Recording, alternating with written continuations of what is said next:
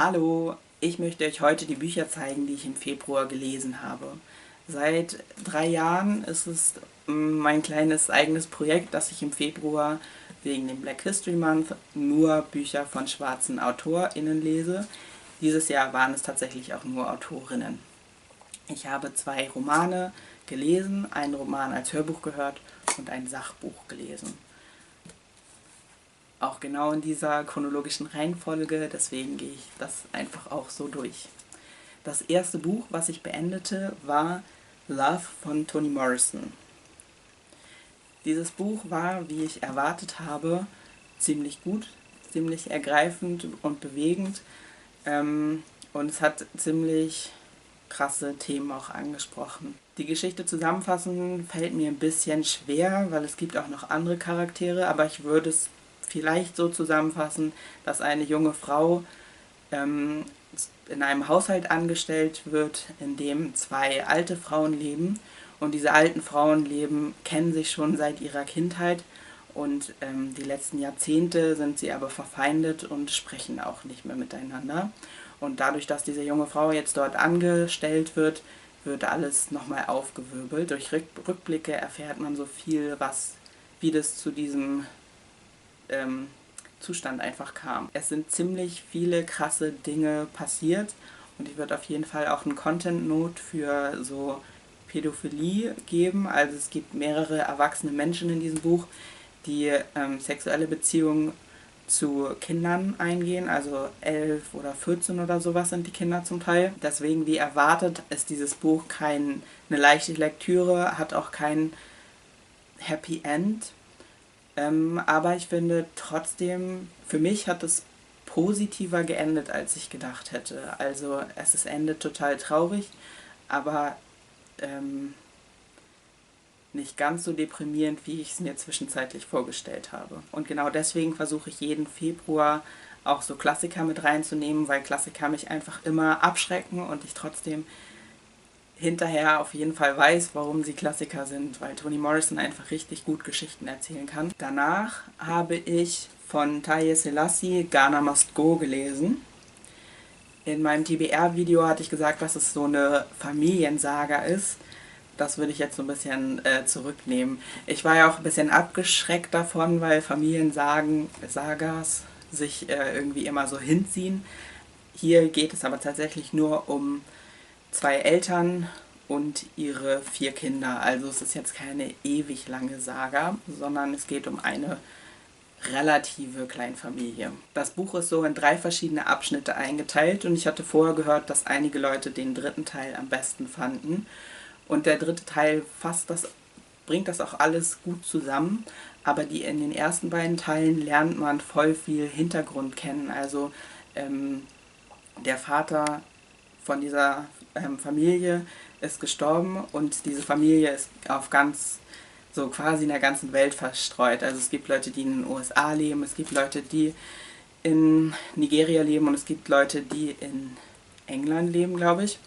Genau, also auf 3 Kontinente verteilt ist diese Kleinfamilie schon. Und sie sind nicht nur so örtlich voneinander getrennt, sondern auch emotional voneinander getrennt. Und wie es dazu kam, zu dieser Zerstreuung und Entfremdung zwischeneinander, das wird in den ersten beiden Kapiteln erzählt. Und ich fand das richtig cool, wie das geschrieben wurde. Also es hat auch irgendwas sehr Lyrisches. Also wenn ich Texte lese, dann merke ich oft gar nicht mehr, dass ich Texte lese, aber hier war ich immer mal wieder so, nicht, dass es mich gestört hatte, aber ich war immer so, oh, das ist schön gesagt oder das ist ein schönes Bild. Also wie das geschrieben wurde, hat mir richtig gut gefallen. Und es wurde zum Teil auch so geschrieben, wie Leute denken. Also erstmal wurde was gesagt, dann überlegt eine Person und dann sagt sie genau das Gegenteil davon. Aber auf so eine lyrische Art und Weise und genau sowas mag ich richtig, richtig gerne. Ich möchte Charaktere in Büchern kennenlernen, um dann auch viel mehr mitgehen zu können bei dem, was sie erleben in den Büchern. Auch hier werden sehr krasse emotionale, also sehr gewaltvolle Themen angesprochen. So als Content Note, es geht hier teilweise auch um Bulimie, es geht hier teilweise auch um sexuelle Gewalt gegen Kinder. Was mir aber wichtig ist, bei beiden Büchern eigentlich, auch bei Love und bei Ghana Must Go, dass diese Gewalt nicht so voyeuristisch mir rüberkam. Die Welt ist gewaltvoll und deswegen kam ich damit klar, wenn das in Geschichten drin ist, aber ich möchte nicht, dass sich eine Geschichte besser verkauft, weil sie gewaltvoll ist. Und das hatte ich bei beiden Geschichten nicht, das Gefühl. Ich freue mich einfach, dass ich Ghana Must Go eine Chance gegeben habe, denn genau solche Bücher mag ich. Vielleicht, weil mir Ghana Must Go so gut gefallen hat, aber auf jeden Fall auch wegen anderen Gründen, hatte ich nicht so Bock zu lesen dann im Februar. Es ist leider so, dass oft, wenn ich TBA-Videos mache, ich dann einfach keine Lust habe zu lesen und nicht hinterherkomme mit dem, was ich mir vorgenommen habe, was in anderen Monaten total realistisch gewesen wäre.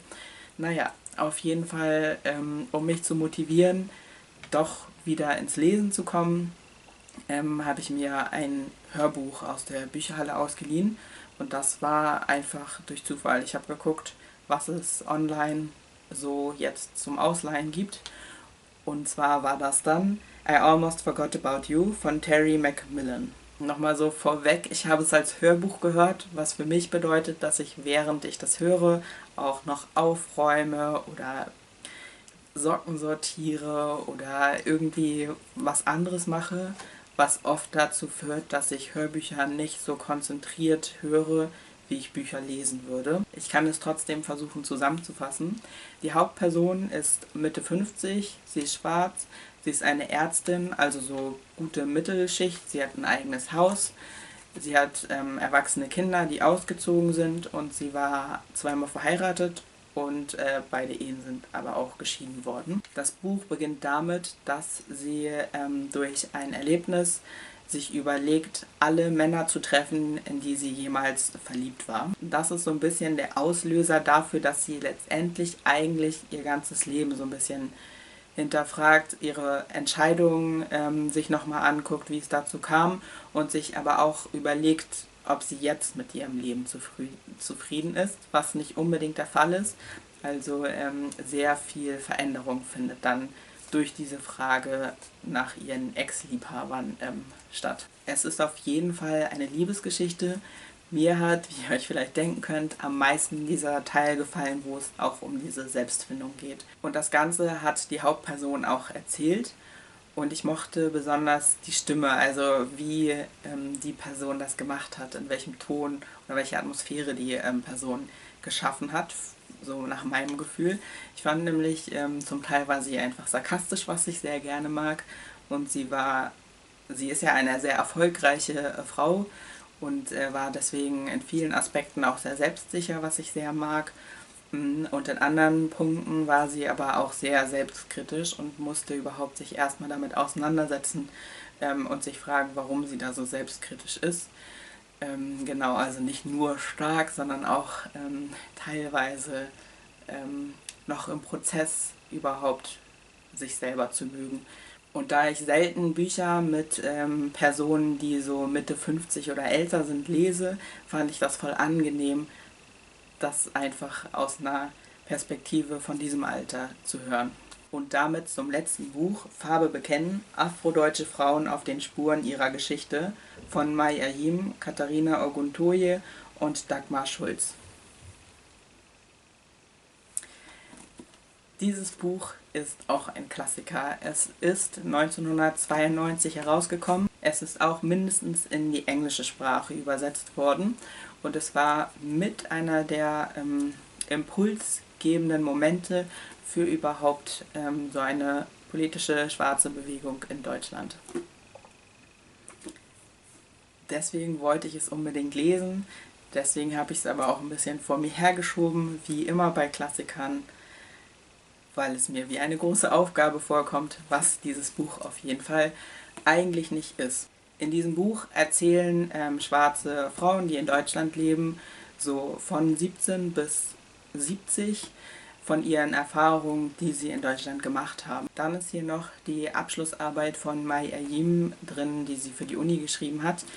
Ich weiß nicht genau, ob es die ganze ist oder nur Teile davon. Auf jeden Fall ist es sehr umfangreich. Es geht da zum einen um das Afrika-Bild von Deutschland, also in Deutschland, was sich Leute von Afrika damals gedacht haben, vor dem Kolonialismus. Dann geht es um die deutsche Kolonialgeschichte kurz. Dann geht es darum, wie das Leben für schwarze Menschen während der Weimarer Republik in Deutschland aussah und während der NS-Zeit auch. Und dann geht es noch darum, wie das Leben für schwarze Menschen nach 45 aussah. Also alles sehr komprimiert, aber sehr informativ. Es ist sehr verständlich geschrieben worden. Und so als anderes Format wurden hier auch noch einige Gedichte reingebracht, die nochmal so einen anderen Zugang als so Sachtexte ermöglichen. Dieses Buch ist vor über 30 Jahren erschienen und ist deswegen historisch wichtig, aber es ist auch zur Zeit wichtig. Also auf dem Klappentext steht es gut zusammengefasst, und zwar: Farbe bekennen war ein Anfang und ist nach wie vor ein aktuelles Handbuch zum Verständnis afrodeutscher Lebensrealitäten sowie ein nützliches Werkzeug zur Vernetzung und Aufklärung. Von Katharina Oguntoye, also einer der Herausgeberinnen. Und das waren alle Bücher, die ich gelesen habe. Mich würde interessieren, ob ihr sie auch gelesen habt oder einzelne davon und was ihr von denen gehalten habt. Ansonsten war es das. Bis bald!